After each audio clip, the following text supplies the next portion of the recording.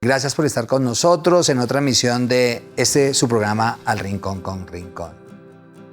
Hoy, como todos los días que emitimos el programa, hoy tenemos un tema muy espectacular, que es cómo despertar el deseo.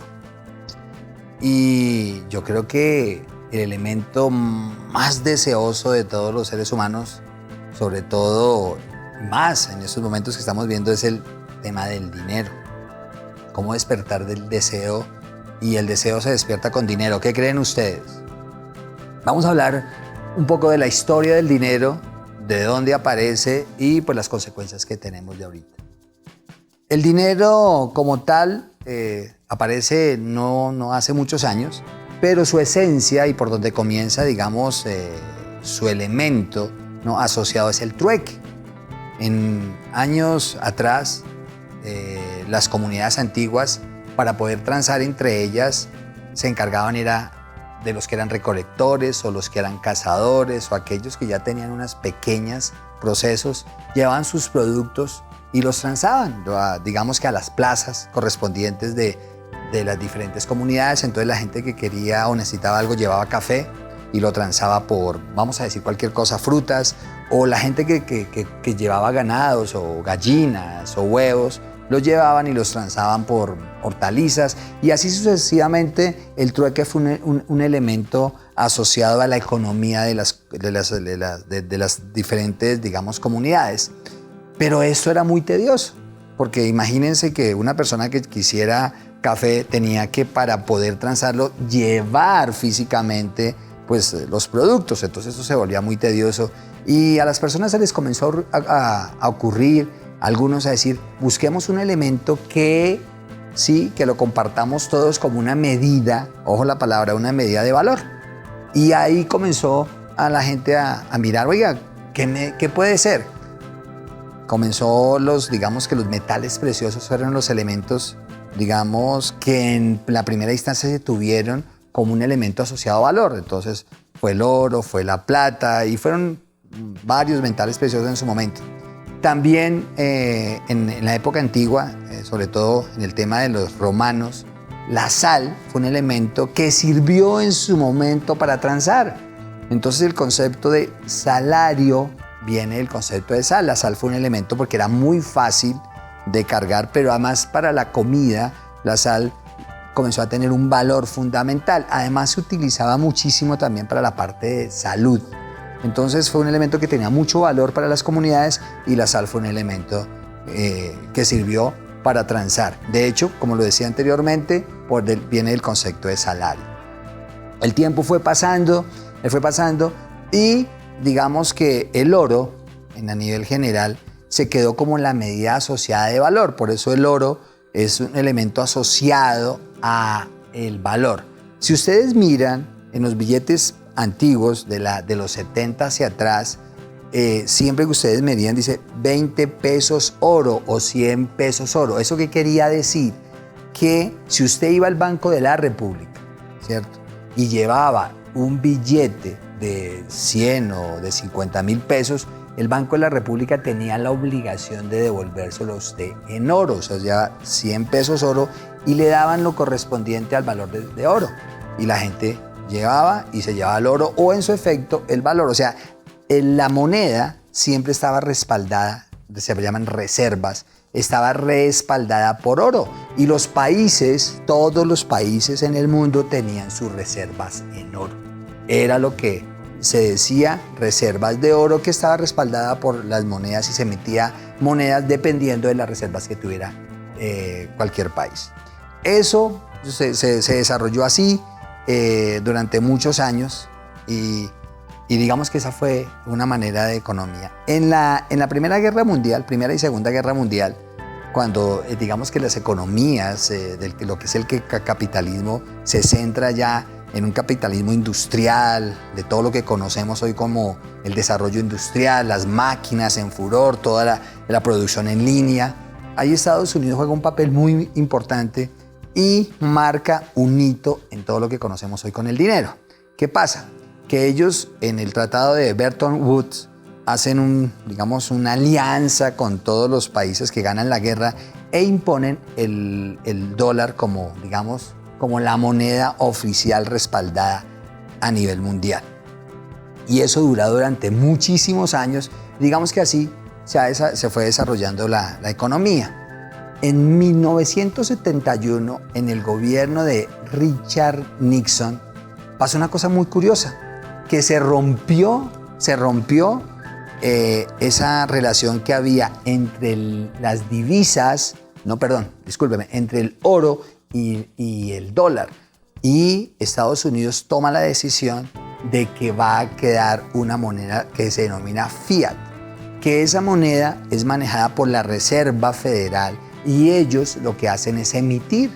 Y a partir de ese momento tienen la autonomía de emitir a su libre albedrío. Y se comienza a romper todo lo que conocemos como ese modelo de respaldo que tenían las monedas. Hoy, en plata blanca, podemos decir que los billetes que ustedes conocen, en especialmente el dólar, no tiene ningún respaldo. Es papel que, si uno quisiera decirlo, es basura porque no está respaldado por nada. Está respaldado por un país que se puede dar el lujo de emitir moneda a diestra y siniestra. Lo curioso, y es lo que yo les quiero decir, es que hoy Estados Unidos es y puede emitir moneda en contra de la economía de todo el mundo. Porque nadie tiene el control del dólar. O sea, todo el mundo emite, o ellos emiten dólares, pueden emitir los dólares que quieran. Y entonces lo que tenemos es una economía especulativa, llena de dólares, ¿no?, que fluyen y son un flujo a nivel mundial, pero lo que no sabe la gente es que esa emisión no está respaldada por nada, está respaldada por el gobierno de los Estados Unidos, y que de alguna manera, como se volvió, ojo lo que voy a decir, una moneda fuerte, digamos lo que denominamos una palabra que es divisas. ¿Qué es una divisa? Divisa es toda moneda foránea que no pertenece a la economía, digamos, propia del país. Voy a poner un ejemplo. Colombia se manejan pesos. Si tú tienes que desarrollar o hacer un cambio en divisas, tú tienes que entregar pesos para recibir, o sean euros, o sean yenes, o sean dólares en este caso, que es lo que nos trae acá, y eso es una divisa. Entonces, para ir cerrando, quiero que tengan claro que eso es la emisión de dinero. El dinero hoy lo emiten los bancos centrales o las reservas federales de cada país, y los pueden emitir, en especial las divisas, las monedas fuertes que son aceptadas a nivel mundial, los pueden emitir cualquier, en este caso Estados Unidos, Reserva Federal, o en el caso de Europa, pues su respectivo banco central de allá.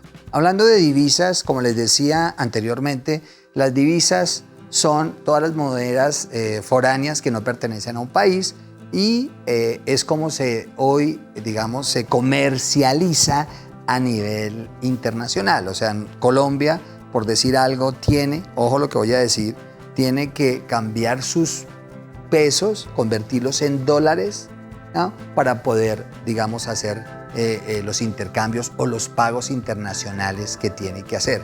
Nuestra moneda, tristemente, no es aceptada internacionalmente. Por eso una moneda se vuelve fuerte en la medida que es aceptada a nivel internacional. Por eso el dólar es la moneda más fuerte del mundo, porque es aceptada en cualquier parte del mundo.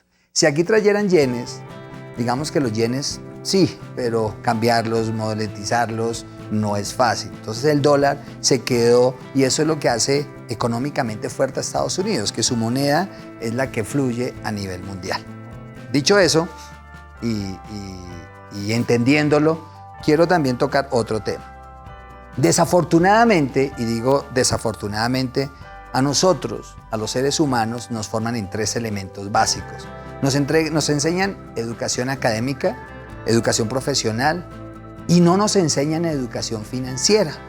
¿Qué es la educación académica? Sobra decirlo, a nosotros nos enseñan en el colegio, nos enseñan a sumar, restar, la historia, nos enseñan cosas que además a veces no necesitamos, ¿no? Pero digamos que nos enseñan un poco, ¿no?, de cosas que a uno en la escuela, y que, digamos, eso nos va dando herramientas del día a día que nos permiten ir construyendo. Después de que nos forman académicamente, entramos a la universidad, Y ahí todos entramos en un juego de profesionales. Entonces todo el mundo entra a estudiar una profesión.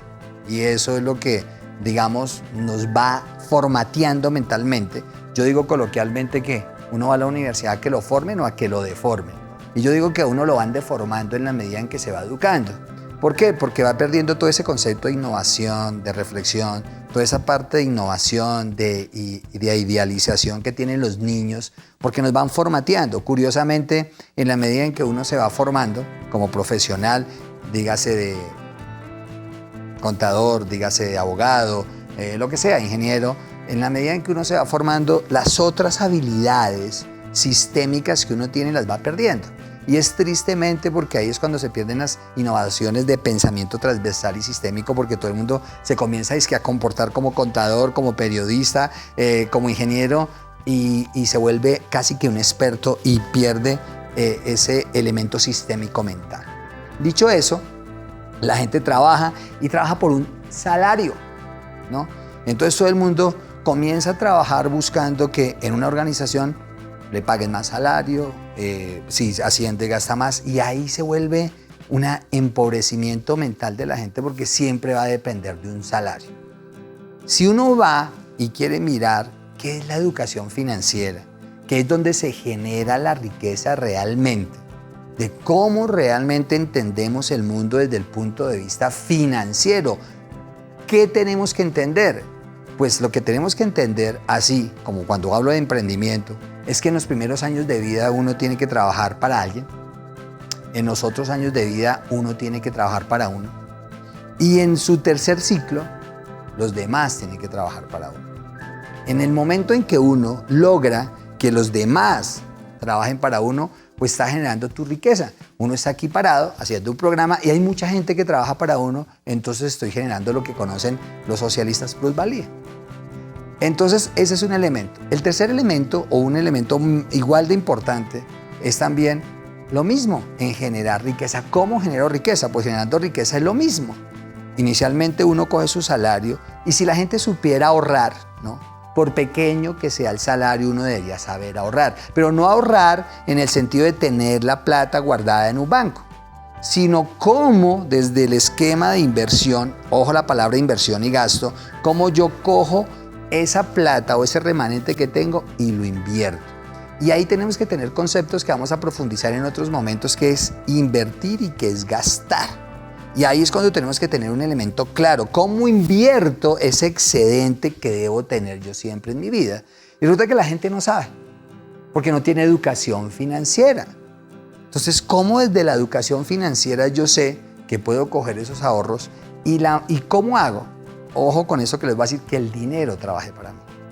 Que yo aquí esté sentadito y que invierta mi plata y que esa plata me genere rendimientos. La gente piensa que a veces tengo que ganar mucha plata para comenzar a hacer una estructura financiera en mi vida. Y yo citaba varios ejemplos que a veces me parecen curiosos porque me he sentado con gente que durante muchos años han trabajado con personas como yo, emprendedoras, y durante muchos años lo han acompañado, y son financieros, quiero decirle, y son abogados que me han hecho contratos, pero su vida financiera no la han resuelto.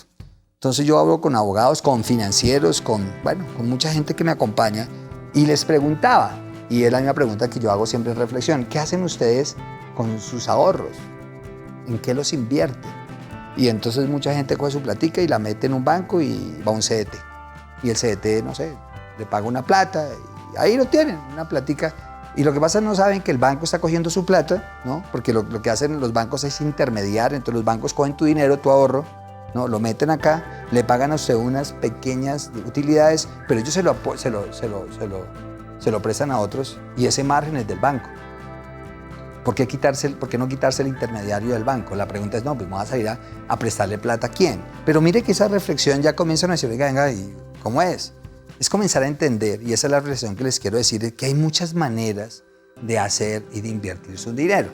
Obviamente, la manera más importante de generar riqueza se llama emprender. Por eso cuando uno hace una organización y esa organización la estructura y haces modelos de generar riqueza, pues es la manera más, digamos, no es fácil, pero sí más simple. La facilidad no es simpleza, Es la manera más simple de uno comenzar. Entonces, la invitación, como todas las invitaciones que hago, es cómo yo desde mi dinámica, desde donde estoy, ¿no?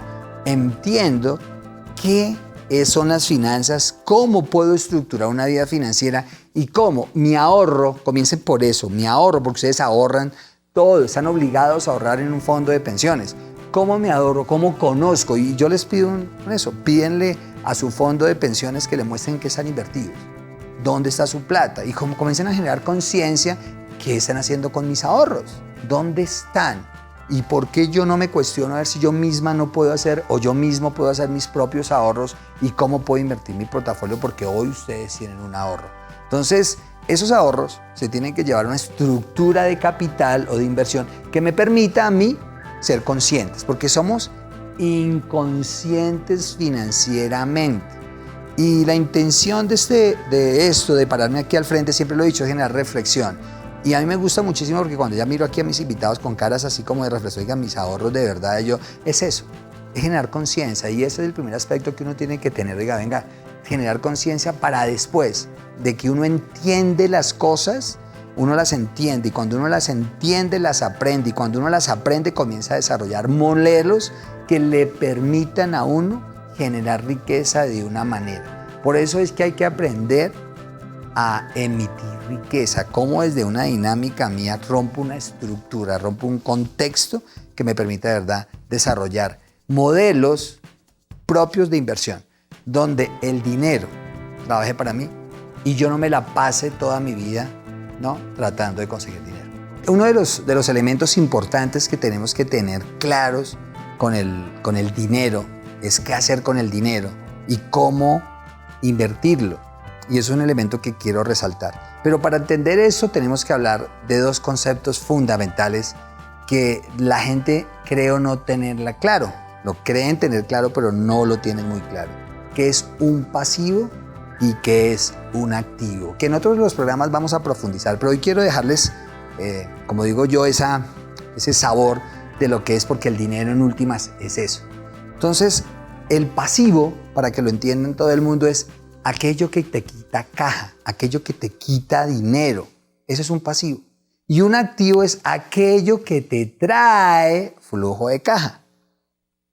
Los seres humanos, a veces, y lo que nos pasó ahorita con el día del IVA y el que viene, van y se endeudan y compran, vamos a poner el ejemplo coloquial, un televisor.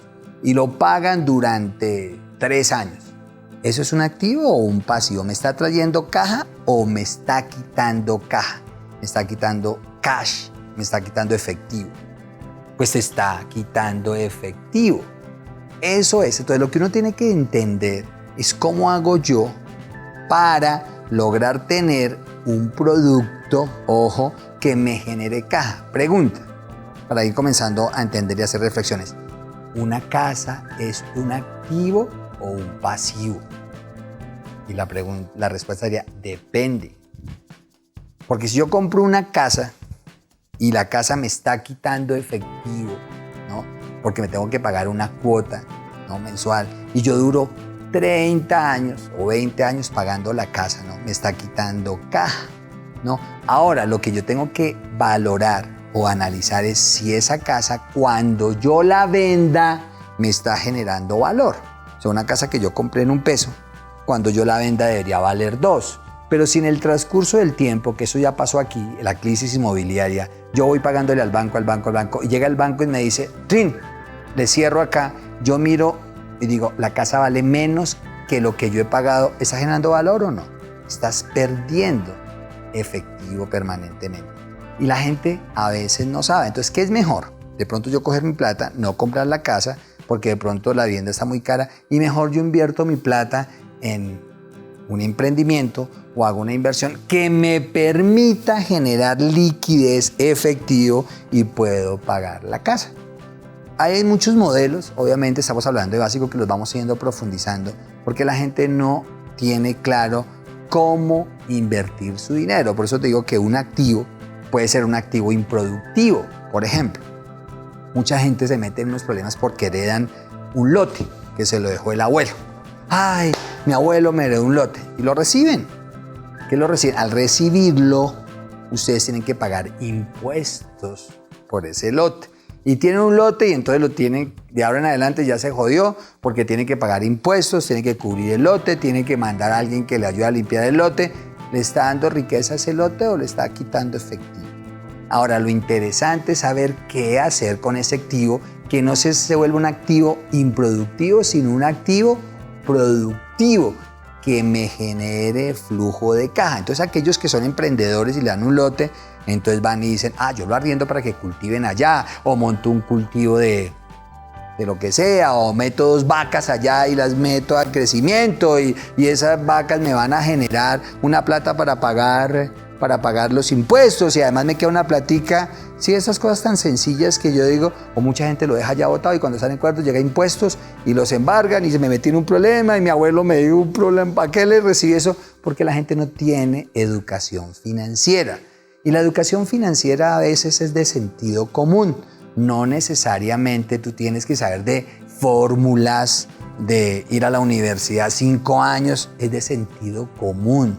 Es de tener la lógica de sentido común de cómo yo me pongo e invierto mi plata o cómo la gasto. Por eso, y con esto vamos cerrando esta primera fase, uno encuentra campesinos, gente sin educación, pero con un sentido común de educación financiera que son riquísimos, ganan muchísimo dinero. Y conozco mucha gente que ha ido por la universidad, tenés posgrados, doctorados, formados en las mejores universidades del mundo y realmente no tienen educación financiera y por eso no saben hacer riqueza.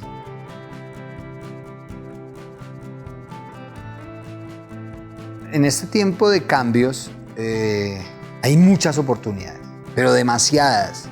Lo que pasa es que nosotros no las detectamos y eso es parte de lo que tenemos que comenzar a mirar, dónde están las oportunidades. Si uno va y mira y quiere hacer así rápidamente, ¿no?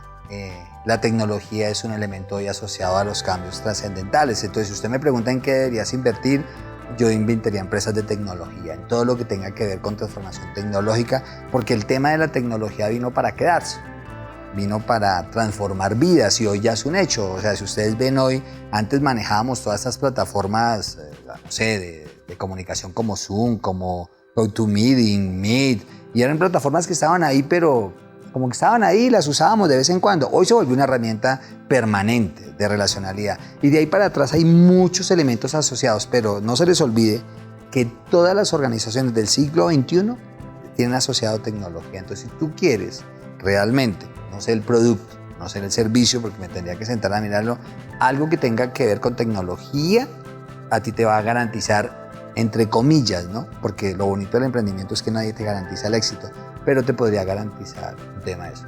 La otra, si usted me lo dicen que es una inversión más, ¿cómo se llama eso? Mucho más segura, pero de menor riesgo, menos rentable, para mí sigue siendo hoy la finca raíz. ¿Por qué? Porque se está bajando la finca raíz, el costo de la finca raíz se va a desplomar y pues vamos a conseguir muchas oportunidades, ¿no? Que pueden ser para la gente que no tiene cash skin, no se les olvide eso. Entonces uno tiene un ahorrito, uno por ahí, del tío, la tía que está medio jodida o de alguien que esté ahí con necesidad, entonces es una oportunidad. ¿Me hago entender? El dinero, y quédenselo en el corazón, se hace no cuando se vende, porque la gente piensa es cuando se compra. Cuando usted compra barato o ves una oportunidad, haces dinero. Cuando no, compraste caro, pierdes. Wow. Voy a colocar un ejemplo para lo que yo viví y es la invitación que yo le digo a todo el mundo. Tú, normalmente cuando comienzas a trabajar, ¿te acuerdan cuando yo les dije que uno primero en los primeros años tiene que trabajar para alguien? Entonces uno trabaja para alguien, a una empresa, y es que después uno tiene que trabajar para uno y que después los demás trabajan para uno. Entonces yo hago por mis experiencias, lo primero que yo hice cuando comencé a trabajar para mí fue que compré una cámara, me acuerdo tanto, una Handicap Sony, y comencé a generar flujo de efectivo por otro lado. ¿Qué hice? Me puse a hacer filmaciones, ¿no? Puse un avisito en el periódico El Tiempo y comencé a hacer filmaciones. Acuérdense el recurso más importante que es el tiempo. ¿Se acuerdan, muchachos? El tiempo. Entonces en esos ratos libres yo dije, ¿dónde genero riqueza? Entonces compré una cámara y ahí monté mi primer emprendimiento de la mano de un amigo mío con Henry, que fue el que me acompañó toda la vida. Y ahí comenzamos a hacer filmaciones y fotos en las universidades, en las fiestas. Y entonces a mí me llamaban y yo iba y filmaba. Entonces ganaba más los fines de semana haciendo filmaciones que el trabajo de lunes a viernes que yo tenía en tema. Y ahí comencé a darme cuenta y tenía independencia, tenía libertad económica. Libertad es que yo no dependía de un horario, eso es lo que yo entiendo. Cuando yo tengo libertad, pues eso vale mucha plata. Entonces ahí comenzamos a generar eso y ahí pues es el emprendimiento. Es como desde la dinámica de lo que usted esté haciendo, cómo yo logro hacer un pequeño o grande emprendimiento que me genere otros ingresos y ahí voy yo amasando y amasando y haciendo cositas.